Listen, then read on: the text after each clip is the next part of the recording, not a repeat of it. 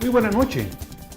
Como siempre sucede en Guatemala, pues todas las situaciones se dan en un círculo que desafortunadamente tenemos que decir es un círculo de tipo perverso, porque ya en este momento, tardíamente, sin mayor discusión y a la carrera, teniendo una fecha límite del 30 de noviembre, los diputados deben aprobar el presupuesto general de gastos de la nación. ¿Por qué digo aprobar? Porque siempre lo hacen sin tener la adecuada discusión. Entendemos que a estas fechas pues ni siquiera la Comisión de Finanzas ha dado su dictamen, pero lo que vamos a ver es que a última hora va a salir exactamente lo mismo que entró, solo que peor, porque le van a agregar ciertas cosas terribles. Esto sucede en un país de grandes desigualdades. Y no hablo solo de las desigualdades de la pobreza, del acceso social, del acceso a salud y a la educación. Hablo de un país desigual en el punto de vista de que los fondos del Estado no se usan prioritariamente. Así que tenemos funcionarios ricos y pueblo pobre. Así vemos como, por ejemplo, en un acto verdaderamente incomprensible, los señores del Tribunal Supremo Electoral se suben el sueldo, cuando hay miles de guatemaltecos que llevan meses que ni siquiera se le han pagado. Vemos en el organismo judicial el pago de prestaciones millonarias, cuando de nuevo hay gente que ni siquiera tiene para comer. Vemos de repente funcionarios que hablan de tener grandes propiedades y no tienen ni siquiera la sinceridad de decirle al pueblo es falso y probarlo, sino que mientras ellos aparentemente andan con grandes riquezas, pues las escuelas se caen, los hospitales están cerrados, hay una tremenda crisis. Es decir, es un país tremendamente desigual. Y mucho de esto se ocasiona a partir de esa discusión de un presupuesto nacional que ya lleva prácticamente 2 años que no se aprueba, sino que sigue el del año anterior, pero es un presupuesto que no prioriza, que no refleja las necesidades verdaderas del pueblo de Guatemala. Es lo que mi invitado de esta noche llama la batalla del presupuesto. Yo me adelanté un poquito con dar el título, pero antes de presentar al doctor Eduardo Mayora Alvarado, a quien le damos la bienvenida a Acción Positiva, doctor. Muchísimas gracias, Francis. Encantado de estar aquí contigo. Muchas gracias.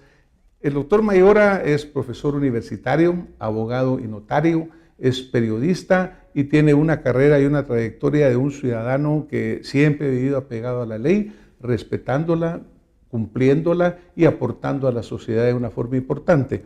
Muchas gracias, Francis. ¿Por qué el título que tú usas de la batalla por el presupuesto? Y cuando hablas de ello, por ejemplo, hablas de una batalla que sucede en una sociedad disfuncional. ¿A qué estás hablando de esa sociedad disfuncional?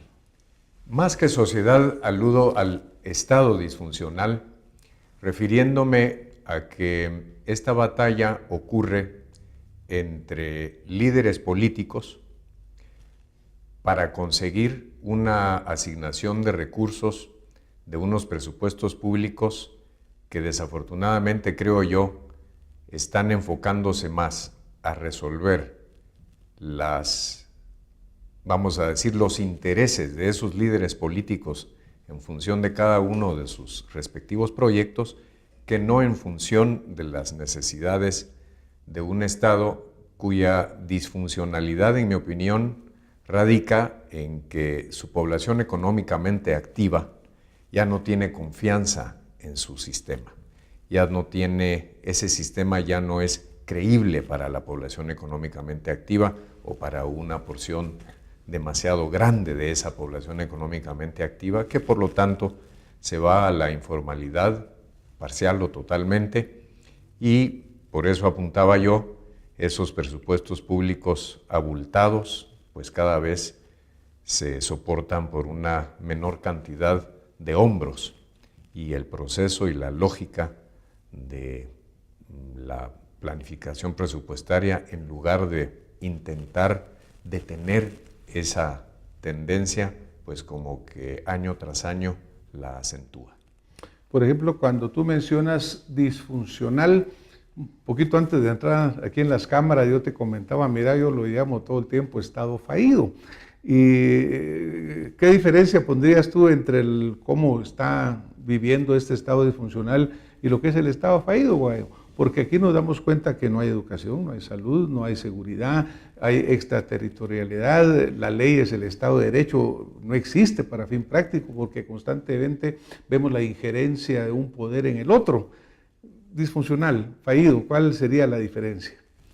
Bueno, yo pienso que, como en muchas cosas, esto depende de qué definiciones o, dicho más precisamente, los criterios de qué autores esté uno dispuesto a aceptar como los mejores. En todo esto lo que hay es pues, teorías que se desarrollan para explicar el funcionamiento del Estado en su situación razonable, en su situación funcional, cuando más bien enfrenta desafíos complejos, cuando deja de ser funcional y cuando eventualmente ya es incapaz totalmente de hacer cumplir sus leyes y cuando lo que predomina es ya pues, una situación anárquica y no una situación de gobernabilidad. Entonces, yo pienso que el Estado de Guatemala tiene todavía unas ciertas capacidades de hacer valer sus leyes, tiene todavía unas ciertas capacidades de ejercer un poder hegemónico sobre otros poderes que compiten, que pueden ser los poderes de las maras en ciertos barrios de las principales urbes, que pueden ser los poderes de las mafias en ciertos sectores del territorio nacional, y que intentan en esos ámbitos territoriales o ámbitos de actividad, intentan competir con el Estado por la hegemonía en el ejercicio del poder, y el Estado de Guatemala todavía tiene cierta capacidad de enfrentar y eventualmente de imponer su hegemonía.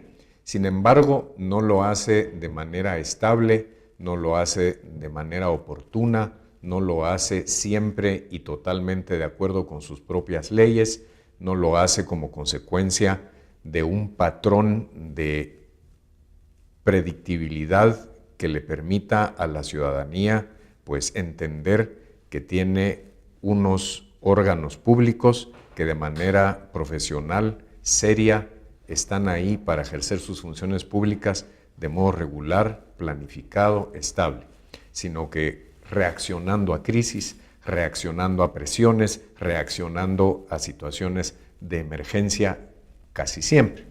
Lo vemos en el sistema penitenciario, lo vemos en la conflictividad social, lo vemos en las finanzas públicas, lo que tú comentabas al principio de tu introducción. Una vez más, a pocos días de que venza el plazo, no hay dictamen, unos están a favor, no están a favor, siguen las negociaciones, que si se amplía en 700 millones para dar cabida a la extinción de dominio, para dar cabida a posibles donaciones, para dar cabida, en fin, a temas que son, en cierto modo, indeterminables. Y entonces, ahí hay una grave disfuncionalidad. Sin embargo, el Estado todavía tiene ciertas capacidades de hacer valer sus leyes, tiene ciertas capacidades de hacer valer su poder hegemónico, y esto es importante porque lo que debiera indicarle a los líderes económicos, políticos y sociales del país es que todavía estamos a tiempo para enderezar el rumbo. Cuando se llega al fenómeno del Estado fallido, pues entonces ahí ya no hay posibilidad de enderezar, ya el asunto fracasó un poco, a lo que hemos asistido, digamos, en nuestra parte del mundo, con el caso de Haití, que prácticamente pues, las instituciones a nivel internacional tuvieron que hacerse cargo de restablecer un cierto orden mínimo para que la sociedad pudiera pues, seguir operando. Ese no es, creo yo, el caso de Guatemala, si bien desgraciadamente estamos en una situación innecesariamente disfuncional, porque este es un país que cuenta de sobra con los recursos para poder tener una gobernabilidad muchísimo más.